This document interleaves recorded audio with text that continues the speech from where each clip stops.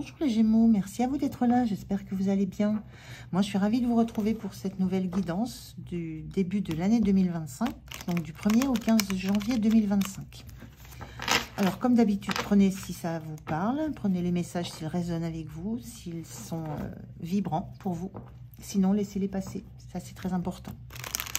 Il y a quelques petites infos dans la barre de description sous cette vidéo, notamment les jeux que j'utilise, le mail pour vous permettre de prendre une guidance personnalisée avec moi, et puis le lien vers mon compte Instagram qui est un compte tout jeune, tout neuf. Voilà, je démarre juste avec Instagram, donc si ça vous dit de me suivre, ça me fera extrêmement plaisir. Donc merci d'avance, merci, merci, merci.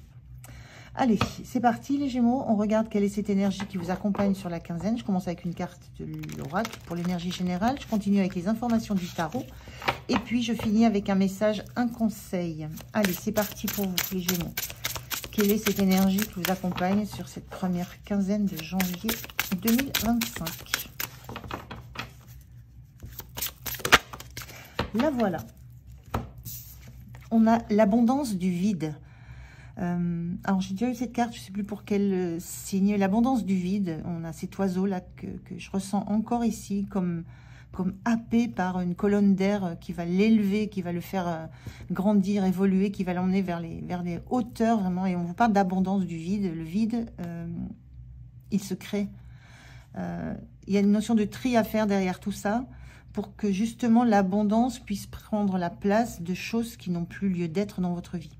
Donc, il y a des choses à trier dans votre vie. Ça peut être des choses complètement matérielles. Hein. Ça peut être une armoire, des paires de chaussures, des bricoles, des babioles. Enfin, il y a des choses comme ça. Mais ça peut être aussi des relations. Ça peut être aussi des souvenirs. Ça peut être aussi des pensées. Ça peut être beaucoup.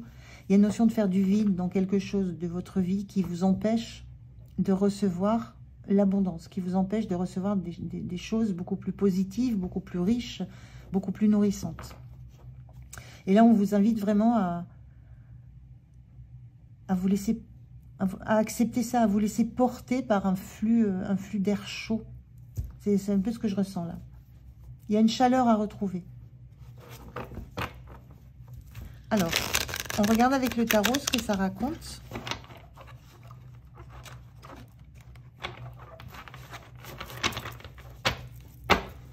Allez, c'est parti.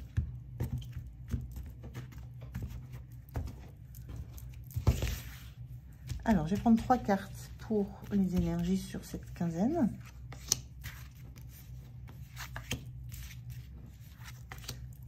Comment vous vous sentez? Ce qui va être soutenant, ce que vous allez pouvoir laisser derrière vous. Et puis, comment vous allez quitter la quinzaine. Et on va les regarder en dos de deck. Ce qu'on a. Allez. En dos de deck, on a l'as d'épée inversé.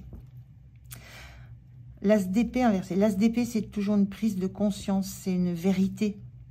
Et là, l'as d'épée inversé, il y a comme une forme de vérité que vous n'arrivez pas à recevoir, à capter.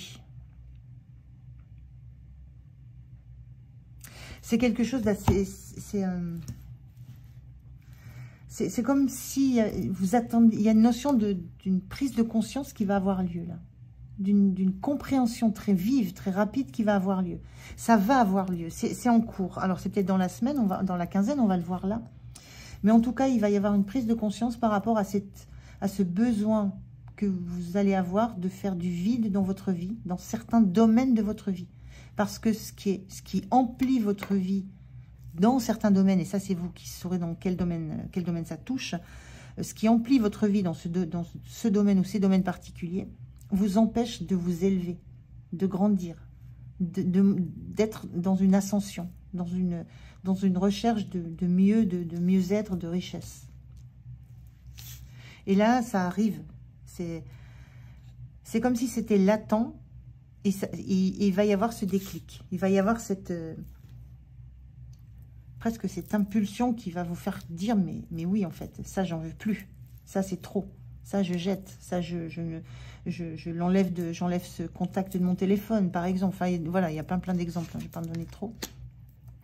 On a un 8 de bâton inversé. On a un 7 d'épée inversée. Et on a la tour inversée. Oui. Alors, c'est très, très chouette. Très, très bien. Toutes ces énergies inversées. Le 8 de bâton, c'est que vous allez prendre le temps de vous poser. Vous allez... il y a une notion de... Vous n'allez plus courir. Courir après les infos, courir après les mails, après les échanges de l'un de l'autre. Il y a une notion de prendre le temps de se poser, là. D'accepter aussi que vous pouvez prendre une pause. Ça ne vous empêchera pas de continuer votre chemin après. Il y a vraiment une notion de ralentir, là. Parce qu'il y a des choses... le 7 d'épée, c'est une carte c'est une carte de secret où on garde des pensées pour soi, on garde des idées pour soi. Là, il y a un besoin de mettre au clair. Il y a des choses à mettre au clair. On est beaucoup dans l'épée. Dans l'épée, ici. Il y a vraiment... C'est dans les communications, c'est dans les pensées, c'est dans ce qui vous anime. Il y a quelque chose que vous voulez mettre les choses au clair. Il y a des choses que vous ne voulez plus garder pour vous. Vous voulez mettre des choses au clair. Il y a vraiment une envie que les choses s'éclaircissent et il y a une envie de changer de posture. Là, on a la tour qui est inversée. La tour, c'est toujours un bouleversement. Ça bouleverse des fondations, mais c'est toujours pour mieux reconstruire derrière.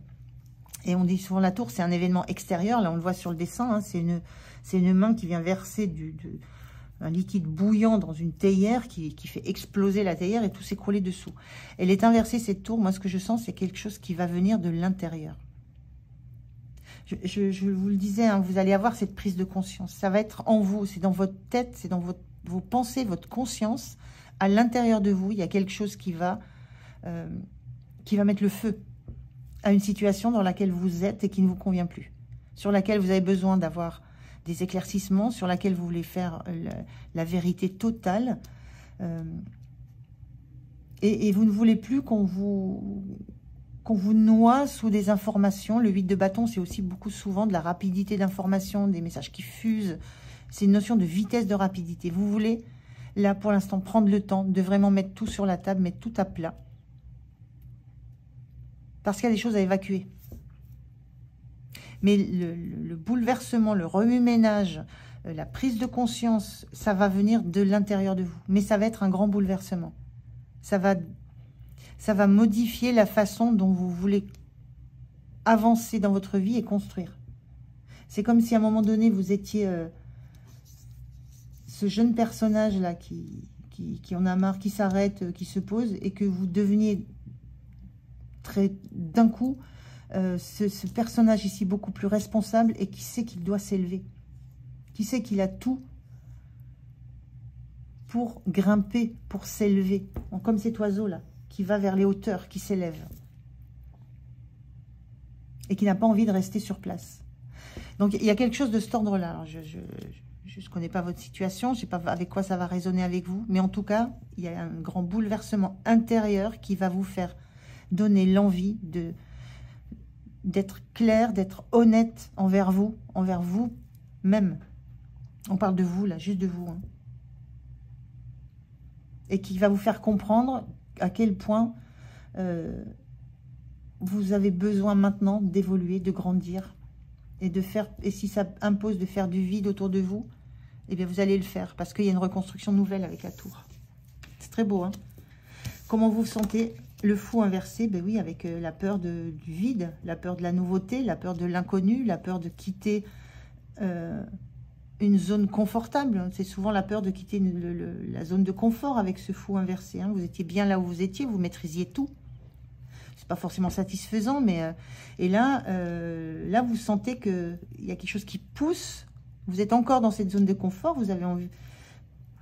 Il y a une envie d'aventure, mais il y a une grande peur de la nouveauté. Il y a une peur de s'élancer dans le vide, de s'élancer vers autre chose, avec juste l'essentiel avec vous, parce que le vide, vous l'avez fait, vous laissez derrière vous. Il y a vraiment cette notion de...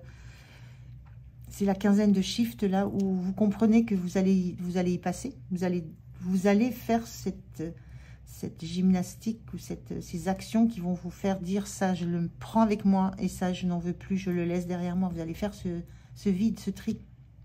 Mais là, pour l'instant, le fou, il est inversé. Donc, vous êtes dans cette compréhension qui monte, qui arrive, que vous allez devoir faire ce choix de ce que vous gardez avec vous et de ce que vous laissez. avant de vous envoler vers une autre façon d'être, une autre façon de faire.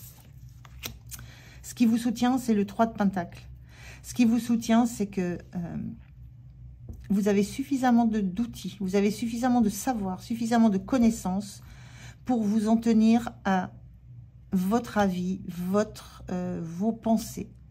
Là, on a un personnage qui tourne le dos. C'est souvent une carte de 3 de denier, de Pentacle, où on travaille ensemble à une œuvre commune. Moi, là, sur cette carte-là particulière, je la ressens comme ce travailleur-là. C'est lui qui a les outils, c'est lui qui a construit, c'est lui qui a l'or dans les mains. Et il n'a d'ordre à recevoir de personne sur comment faire son travail. Donc, ce qui vous soutient, c'est que vous connaissez suffisamment, et vous connaissez suffisamment vos forces, vos compétences, votre valeur, pour ne pas être influencé par des discours qui viendraient de personnages qui n'ont aucune connaissance de ce que vous faites. Donc, il y a une grande connaissance de ce que vous valez. Et surtout, moi, je ressens que vous n'êtes pas influençable. Quand la décision sera prise, quand la conscience sera là, et c'est tout proche, hein, ce sont des cartes inversées, c'est les énergies, elles sont là, elles ont shifté. Quand le moment sera venu, il n'y a aucune influence extérieure qui pourra vous dicter autre chose que ce que vous avez décidé de faire. Donc, très, très beau. Le point de vigilance, le 2 de bâton. Le 2 de bâton, c'est on rêve, on rêve, on rêve, on fait des projets, on imagine, mais on ne bouge pas de sa zone de confort. Là, c'est classiquement la carte où on est encore dans cette zone de confort. On imagine, on a le monde dans les mains, on imagine, mais on ne bouge pas. On le regarde, mais on a les pieds bien là où on est sécure. Le point de vigilance, c'est n'ayez pas peur et ne restez pas dans cette zone de confort. Laissez-vous la chance de faire ce pas de la foi, ce pas dans le vide. Lâchez ce bâton qui vous retient encore là où vous êtes et envolez-vous vers les rêves que vous avez. Ne reniez pas vos envies, vos besoins d'autre chose, d'ouverture, de rêve.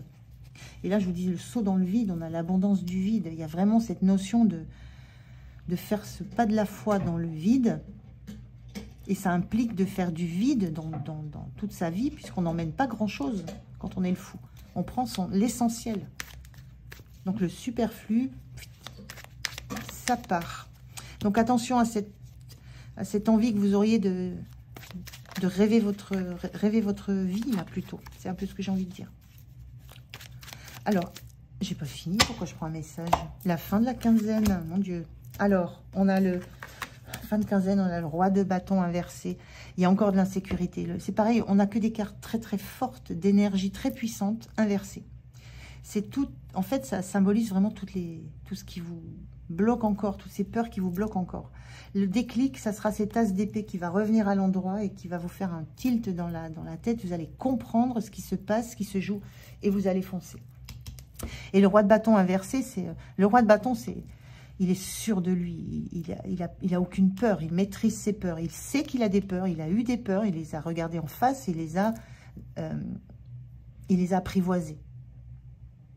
Et là, pour l'instant, on a cette posture quand même de roi, donc il y a quelque chose de très puissant dans votre personnalité, dans ce que vous êtes en capacité de faire. Le roi de bâton, il est dans l'autonomie, dans l'indépendance, c'est un créateur, c'est un roi d'entreprise, c'est un chef, c'est un meneur, un leader. Cette carte, elle est inversée parce que vous avez encore à dominer ce fauve qui vous fait peur. Et ce fauve qui vous fait peur, c'est vous. Il est à l'intérieur de vous. Et vous allez l'expulser.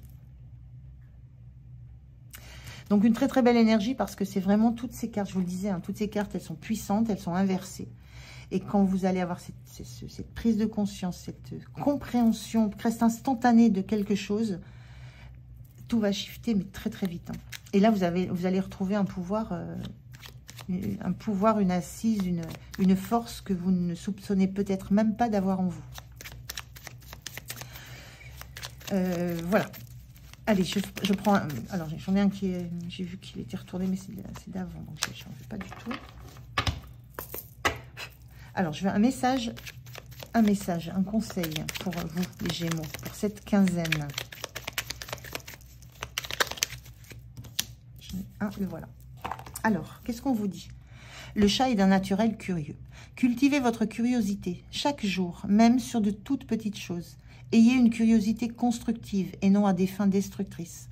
Non seulement cela vous maintiendra en forme physique, mais c'est aussi ce qui rendra votre monde intérieur immense. La curiosité, l'envie, pas seulement le fait de rester sur place, la curiosité d'aller voir le monde, ce qui se passe après, la curiosité de ce qui est au-dessus. C'est tout ça qu'on vous invite à avoir. Gardez cette curiosité, cette envie de découvrir et de vibrer autre chose que là où vous êtes.